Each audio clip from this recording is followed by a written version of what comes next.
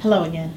I'm Dia Sakai, Assistant Director for Education at the Center for the Enhancement of Teaching and Learning, CETL, at Georgia Tech. And I'm Carol Sabino-Sullivan, the Coordinator of Teaching Assistant Development at CETL. We hope you found the first two segments of this teaching statement tutorial helpful. If by chance you haven't had the opportunity to view the first two segments, please take the time to do so before you view this third segment. Carol and I are back to help you with the next part of your teaching statement.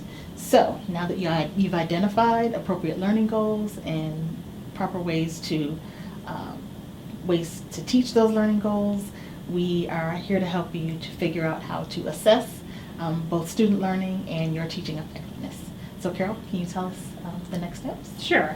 So when we're talking about assessment, we want to look at two different dimensions. One is you want to find out, did your students actually learn what you hoped that they learned? And so when we're thinking about assessing student learning, there's a few different elements that I look for. One is, what did you actually design? What instruments, what assignments did you design to actually collect that kind of information from students? Secondly, I want to see your reflection. So it's not just sort of blame the students for how they did, but sort of taking into account, okay, students seem to be largely successful on this, but they fell down a bit on this. How do I take that information, reflect it back into how I should be teaching? And then that's the final part. How did you actually respond? So if you've had the fortune to get a chance to teach that particular material again, what did you do the second time around that shows that you were adapting to the performance of your students? So that was the first component of assessment. The second component of assessment is assessing your teaching effectiveness. And this usually comes in the form of feedback from somebody else. So your prime audience are actually your students. So I'm looking for, in what ways did you collect feedback from your students? It could also be from a peer that comes observe you, or maybe a supervisor that comes observe you. How did you collect feedback from them? And then the second part of that is the reflection. You know, what did you do once you got that feedback? How did you think about your teaching? What you should change? What should you keep doing? Okay, thanks, Carol. I understand that you have a few examples to share with us of people who did a good job at this section, so would you share those with us now? Yeah, so let's take a look at this first example I brought in from physics.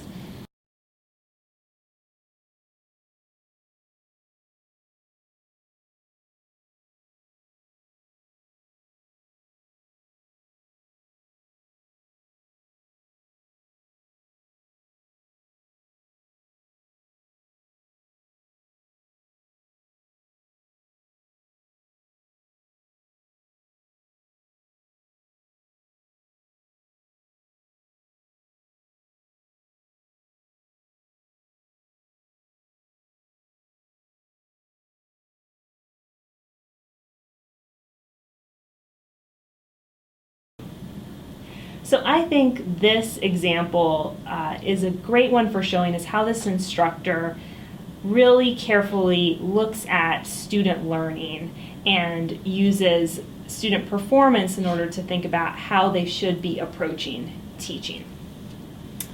So we see that, one, we're back to that learning goal, helping students develop a sense for problem solving. That's the goal here.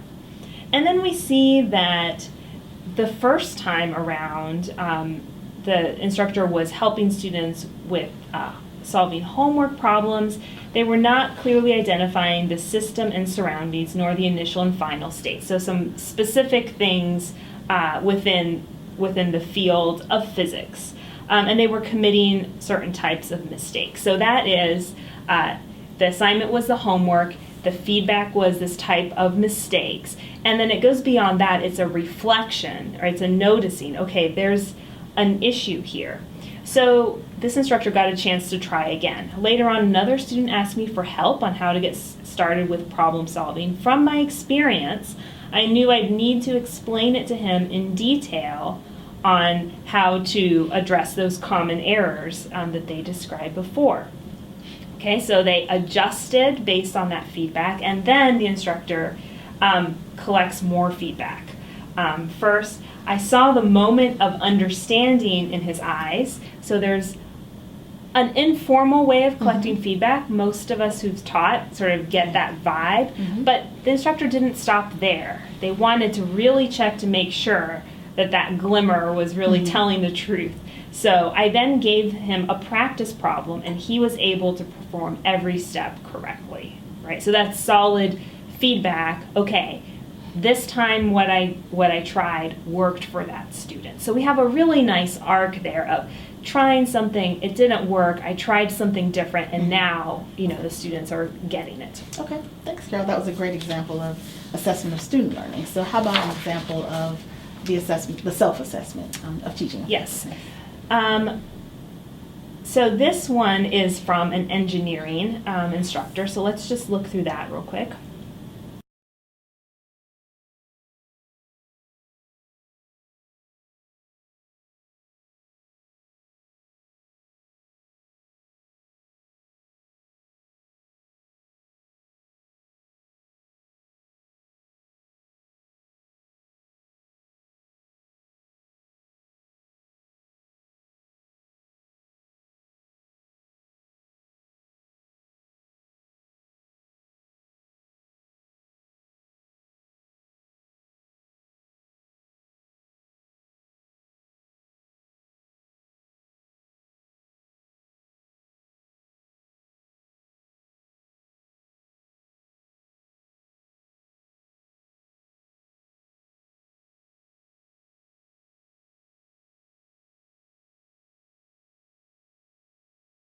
Okay.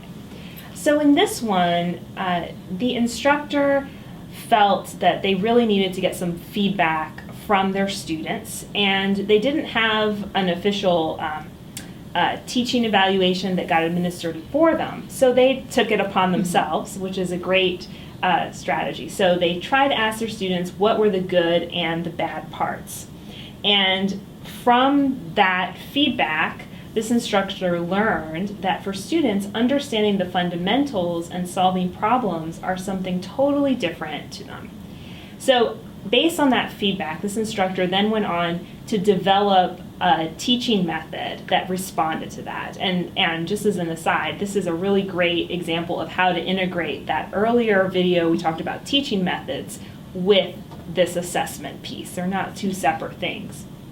So tried this new approach.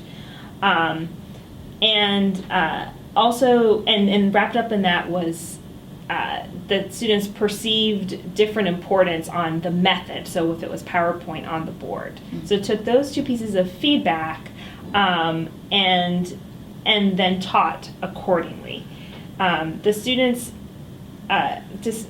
Thanks to my students, I discovered my own way to integrate the understanding and problem-solving process at the same time, and I found this method effective to my students. So we have a really nice, example there of how by soliciting specific feedback from the students, they were able to move their teaching towards a more effective implementation. And of course, we'd want to somehow integrate the assessment of student learning and our teaching effectiveness. So do you have an example that does that? Yes, actually, I'm glad you asked. So I brought in one more example for us to look like exactly for that reason that you just shared. So remember, we're talking about these two assessment pieces. One is looking at student learning to inform our teaching, and then looking at direct feedback about our teaching. Well, what if these two things say something contradictory to each other? What do we do with that? And this is exactly the dilemma that this math instructor faced. So let's just look at that really quick.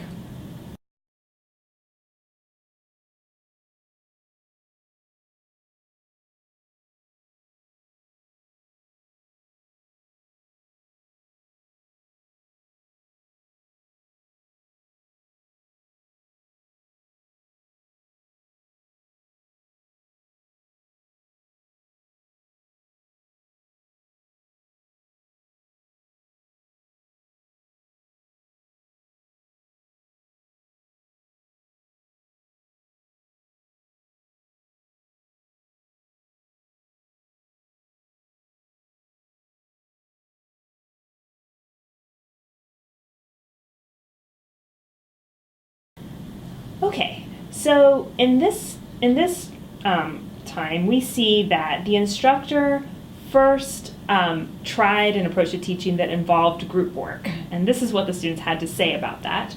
I tried group work, and the entire class said they hated it. Oops.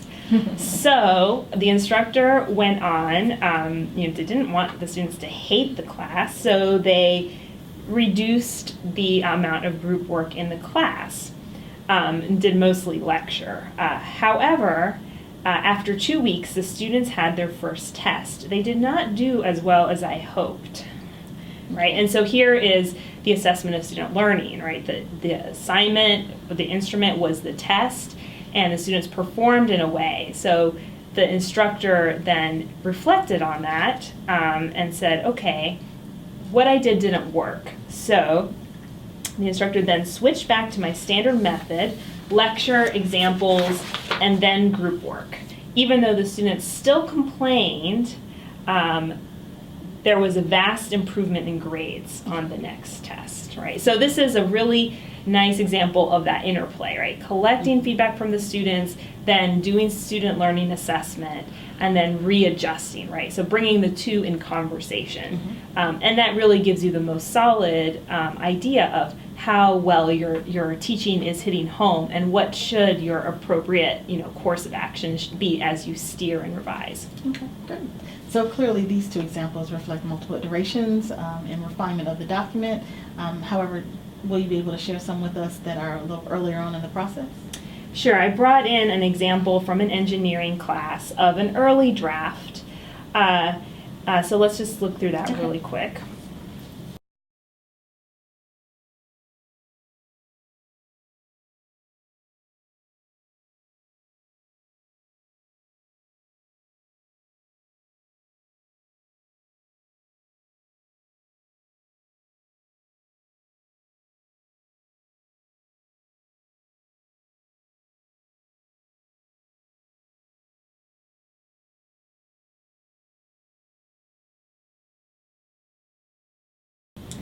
And so I brought this in mainly because I think this is the most common error in a first draft of a teaching statement, and that is that there isn't very much reflection. It can feel very scary to expose something that didn't work well the first time you did it.